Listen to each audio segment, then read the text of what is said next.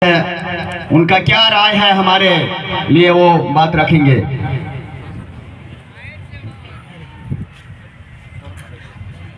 जय जोहार, जय जोहार। આજે કાર્યક્રમ આયોજન થવાનું હતું અને એક વિડિયો બનાવ્યો અને એ વિડિયો એટલો બધો શેર થયો, એના લીધે આ લોકો બધા તમે આવ્યા છો અને તમને આમંત્રણ મળ્યું અને તમારી સમસ્યા, આપણી સમસ્યા, બધાની સમસ્યા આપણને ખબર જ છે। તો એક મારી વાત નહીં પણ એક યુવાએ મને મેસેજ કર્યો કે પરેશભાઈ, તમને કદાચ મોકો મળે ને સ્ટેજ પર બોલવાનો તો આ વાત એટલા જરાક કરજો।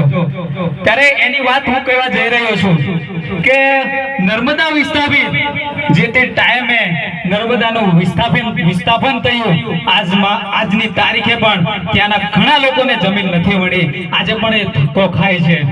આજે 28 ગામડાની વાત આવે છે, 28 ગામડાઓ વિસ્થાપિત થવાની વાત આવે છે, આજે ટેન્ડર પણ પડી ગયું અને નેતાઓ એવું કહે છે કે આ તો અફવા છે।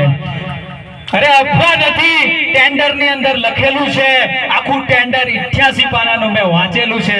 અને એક નેતાએ ટ્વીટ કરીને કીધું કે 28 ગામને પહેલા વિઝિટ કરી આવો, પણ હું કહું છું 28 ગામના અહીંયા લોકો બેઠેલા છે, તમને ખબર છે કે નહીં કે તમારા ગામની અંદર, તમારા ફળિયામાં ડ્રિલિંગ માટે લોકો આવે છે કે નહીં?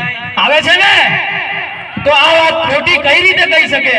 ત્યારે મેં એને જવાબ આપ્યો અને કીધું કે તમે કાગળ પર એવું લખીને બતાવી દો કે આ વિસ્થાપિત નથી થવાના, આ ગામડાઓ નથી થવાના, તે દિવસે અમે માની લઈશું કે અમારી સાથે તમે છો, બાકી આજે કોઈ નેતા અહીંયા આવેલો નથી। અને આ નોટિફિકેશન છે એ રદ થાય તે દિવસે અમે માનીશું કે તમે અમારા છો, બાકી તમે તો પાર્ટીના ગુલામ છો। આજે એ યુવાને એવું કીધું કે ઉદયપુરમાંથી ડોલોમાઇટ પાવડર લઈ જાય છે, આંબાડુંગરમાંથી આ પ્રોજેક્ટ આવેલો છે એની વાત થાય છે, નર્મદાનું પાણી લઈ જાય છે। તો આપણી જે છોટાઉદેપુર કોઈ એક્સિડન્ટ થાય છે, એ ભાઈની વાત છે કે એક્સિડન્ટ થયેલો અને એનો પગ ભાગી ગયેલો, સરકારી દવાખાનામાં જાય છે તો એવું કહે છે કે ઓર્થોપેડિક નથી અને ઓર્થોપેડિક નથી, અને એ બીજે પ્રાઇવેટ દવાખાનામાં જાય છે ને ત્યાં સુવિધા થાય છે। તો દોસ્તો, ત્યાં એસી વાળી હોસ્પિટલ બનાવેલી છે તો ત્યાં કેમ સુવિધા નહીં, ત્યાં ડોક્ટરો કેમ નહીં? અને આજની વાત કરું, કવાંટની વાત કરું, કવાંટમાં દવાખાનાની 100 બેડની મંજૂર થયેલી છે, કેટલા સમયથી આપણે સાંભળીએ છીએ, પણ ત્યાં દવાખાનામાં જાય છે તો રિફર, કઈ જાવ રિફર, કઈ જાવ વડોદરા જાવ વડોદરા, ઉદયપુર પણ સારવાર આપણી થતી નથી। એ યુવાનનું એવું કેવું હતું, એ યુવાનનું એવું કેવું હતું, એ યુવાનનું એવું કેવું હતું કે આટલું બધું આપણે આખા દેશને આપ્યું કહેવાય, આ નદી આખી કચ્છ સૌરાષ્ટ્ર સુધી જાય છે, આપણને પાણી મળતું નથી, આપણને પાણી નથી મળતું। ગયેલી સરકારને પણ હું કહું છું, આજે હું પાર્ટીનો માણસ નથી પણ ગયેલી સરકારને પણ કહું છું, જે તે ટાઈમે અહીંથી વિસ્થાપિત કર્યા તો અમે અહીંયા હતા તો અમને પાણી માટે નહેર કેમ નહીં?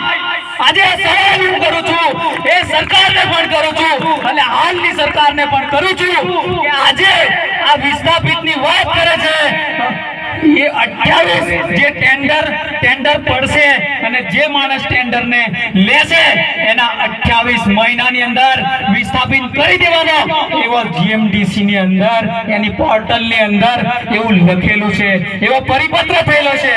તો આજે કેમ લોકો કહે છે કે આ તો કઈ થવાનું નથી? અત્યારે મેં સાંભળ્યું છે કે આ જે ગામડાની અંદર ડ્રિલિંગ થતું હતું એ રોકી દેવામાં આવ્યું છે, મશીન પાછા ખેંચી લેવામાં આવ્યું છે।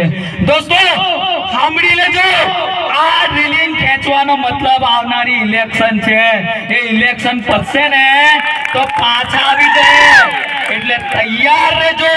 અને હું એવું કહું છું કે આજે લાખોની સંખ્યામાં ભલે કોઈ બી પાર્ટીમાં જાઓ, પણ જ્યાં ત્યાં તમારી જગ્યા પર જે ઊભો રહેવાનો છે એ કેવો માણસ છે એ જોઈને મારો અવાજ ઉઠાવશે કે નહીં એ જોઈને આજે ચૂંટજો, બાકી કોઈ બી પાર્ટી હોય કોઈ આપણું હિત ઈચ્છતું નથી, પોતાના રોટલા શેકે છે। એટલે દોસ્તો, વધારે ના કહેતા બધી વાતો છે મેં YouTube ની અંદર, Instagram ની અંદર વાયરલ વિડિયો કર્યા. વાયરલ વિડિયો ની અંદર ઘણાએ કોમેન્ટ કરી કે આ તો થવાનું નથી, આ તો ખોટી અફવાઓ છે. પણ દોસ્તો, જે દિવસે આપણને પેલો ઊંધડો કેવો ફૂકી ફૂકીને ખાય એ રીતે આપણને પણ આ ફૂકી ફૂકીને કાઢવાની વાત કરે છે. આજે જે નર્મદા વિસ્થાપિતો જે છે એ બહાર રહે છે અને એ વિસ્થાપિત થયેલા લોકો છે, આપણા કુટુંબી હતા, મારો કાકો હતો, મારો બાબો હતો, પણ આજે એની પેઢી દર પેઢી આજે મને ઓળખવા તૈયાર નથી. કારણ કે એ ત્યાં જઈને રહે છે, ત્યાં એના વ્યવહાર થાય છે, એ બાજુ એના વ્યવહાર થાય છે. આપણા વ્યવહાર અહીંયા સુધી રહેવાના છે, પણ એ અત્યારે હાલમાં હયાત છે તો એ લોકો ઓળખશે, પણ એની પેઢી દર પેઢી એ બહાર જતી રહેશે દોસ્તો. એટલે આ વિસ્થાપિતની વાત થાય છે તો એ વિસ્થાપિતની વાત રોકવી જોઈએ. એ વિપક્ષ હોય કે પક્ષ હોય, આ વાતને કાયદેસર બંધ કરવી જોઈએ અને કાગળ પર લખાણ આપવું જોઈએ કે 28 ગામડા કે આંબરડુંગરના ગામડા બંધ, આ બધા ગામડા વિસ્થાપિત નથી થવાના. દોસ્તો, અત્યારે જે આવેદનો આપ્યા, આપણા યુવાનો આવેદન છોટાઉદેપુર જઈને આપ્યા અને ત્યાં એ યુવાનોના ઘરે જઈને પણ પોલીસ આજે ખકડાવે છે કે ભાઈ તારા છોરાને જરી સમજાવી દેજે, નહીં તો છે ને હરકોરે નહીં તો ખાલ દેવું. એટલે દોસ્તો, યુવાનોને પણ દબાવવાની કોશિશ કરે છે. આજે હું અહીંથી બોલું છું ને તો કોઈકને કાનમાં પણ સંભળાતું હશે, કાલે આને પણ દબાવવાની કોશિશ કરું. પણ દોસ્તો, આ દબાવવાવાળા નથી, કુલ્યા કરવાવાળા છે. એટલે ટાડા પડીને બહી રહ્યા એવું સમજતા નહીં. આજે યુવાનો જાગી ગયેલા છે. આજે ડાયલાને પણ ડાયલાઓ અમને જગાડી રહ્યા છે. તો આજે અમે કહીએ છીએ કે આ વિસ્થાપિતને કાયદેસર કાગળ પર લખીને આપો કે આ નથી જવાના. બાકી આ ટાડા પડી જાય એવું માનતા નહીં. મારી વાણીને વિરામ આપું છું. જય હિન્દ, જય ભારત, જય જોહાર, જય આદિવાસી. ખૂબ ખૂબ ધન્યવાદ પરેશભાઈ. યુવા